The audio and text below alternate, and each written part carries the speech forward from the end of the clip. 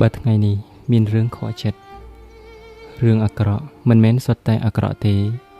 ព្រោះមានពេលខ្លះវាអាចជាអ្នកដែលជំរុញយើងឲ្យជួបរឿងល្អ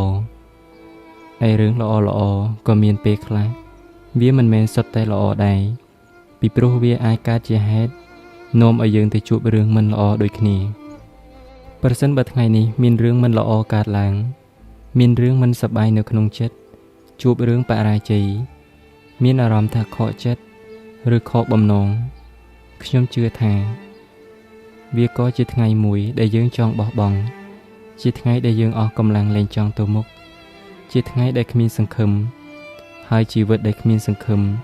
អាចនឹងគិតថាចង់ស្លាប់ឲ្យស្រឡះពីផែនដីនេះប៉ុន្តែសូមដកដង្ហើមឲ្យវែងហើយនឹកថាអារម្មណ៍បែបនេះមិនមែនស្ថិតនៅជាមួយយើងរហូតនោះទេវានឹងចាក់ចេញពីយើងទៅបើមិនមែនថ្ងៃស្អែកគឺថ្ងៃខាងស្អែកបើមិនមែនថ្ងៃខាងស្អែកគឺអាទិត្យក្រោយហើយបើមិនមែនអាទិត្យក្រោយគឺខែក្រោយបើមិនមែនខែក្រោយគឺអាច10ឆ្នាំក្រោយប៉ុន្តែខ្ញុំមិនជឿថាមនុស្សយើងសុខចិត្តចំណាយពេលវេលា24ម៉ោងក្នុងមួយថ្ងៃដើម្បីរស់នៅក្នុងភាពស្មុគស្មាញបែបនេះទេហើយយើងរឹតតែមិនចំណាយពេលអង្គុយស្មុគស្មាញបែបនេះជាប់គ្នា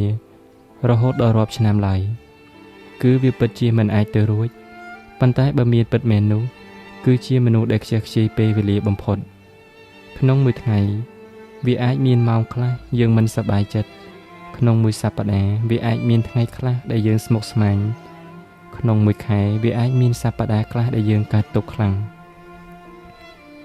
ហើយក្នុងមួយជីវិតវាក៏មានពេលខ្លះក៏ដូចជាពេលនេះអញ្ចឹងជួនកាលមេរៀនដែលពិបាកបំផុតនៅក្នុងជីវិតគឺជាអ្វីដែលយើងត្រូវការចាំបាច់បំផុតដើម្បីបន្តជីវិតរស់នៅវាមិនមែនដែលមានអ្នកណាយំរហូតធ្វើឲ្យទឹកភ្នែកខ្លួនឯងคล้ายជាទន្លេឬជាស្ទឹងនោះទេប៉ុន្តែបើសិនជាមានពិតមែនគេក៏គួរតែមានសមត្ថភាពអាចសង់ស្ពានឆ្លងស្ទឹងទឹកភ្នែករបស់គេដើម្បីដើរទៅរកត្រើយមកខាងបានមនុស្សដែលមានមោទនភាពបំផុតពេលទទួលបានជោគជ័យគឺជាមនុស្សដែលឆ្លងកាត់ការបរាជ័យនិងរឿងខកបំណងរាប់មិនអស់រឿងអាក្រក់ខ្លះដែលកើតឡើង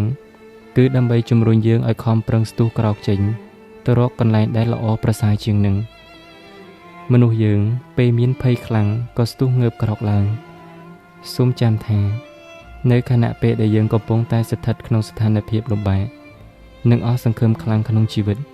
វាក៏កំពុងតែមានមនុស្សជាច្រើនដែរដែលយើងមិនដែលបានស្គាល់ក៏កំពុងតែស្ថិតក្នុងស្ថានភាពដូចយើងដែរហើយជួនកាលគេលំបាកជាងយើងផងក៏មានសំណាងត្រង់ថាយើងមានអត្ថបទលើកទឹកចិត្តដើម្បីអានប៉ុន្តែមនុស្សផ្សេងទៀតប្រហែលជាមិនមាននរណានៅជិតពួកគេដើម្បីលើកទឹកចិត្តនិងបណ្ដុះក្តីសង្ឃឹមឡើងវិញឡើយ